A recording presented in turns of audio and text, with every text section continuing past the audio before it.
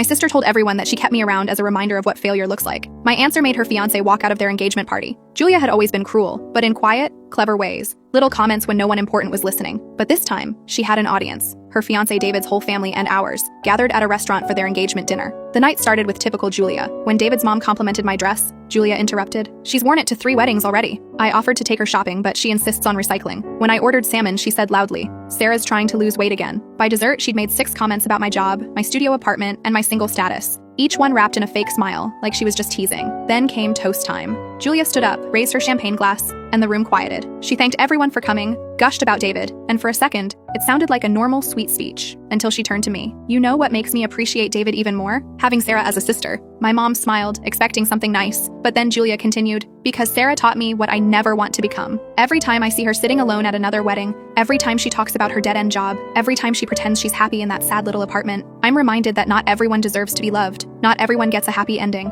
The room went silent. I keep Sarah in my life as a reminder of what failure looks like, of what happens when you don't try hard enough. So thank you, Sarah, for being exactly who you are, because every day you motivate me to be better than you, to deserve the love I have. She raised her glass toward me. To my sister. Proof that DNA doesn't guarantee worth. The room stayed frozen for maybe 5 seconds. Then I stood up. "You're absolutely right, Julia." She blinked, surprised. "I am proof of something. I'm proof that you can be kind without an audience, that you can have dignity without a diamond ring, that you can be a good person without needing to destroy someone else to feel big. And David, you should know, this cruelty doesn't stop at sisters. It's just practice." David was staring at her, speechless. "But hey," I continued, "at least you'll have beautiful wedding photos." Shame about the marriage, though. Studies show that people who need to humiliate others to feel secure have a 70% higher divorce rate. "That's not true," Julia snapped. "You're right," I said. "I made that up. But it sounds believable, doesn't it? Because everyone here just watched you publicly destroy your sister for fun, and now they're all wondering what you say about them when they're not around." I looked at David. She practiced this speech, by the way. I heard her on the phone yesterday saying she wanted it to be devastating. Julia's face went white. "David, she's lying." "I have the Ring doorbell video,"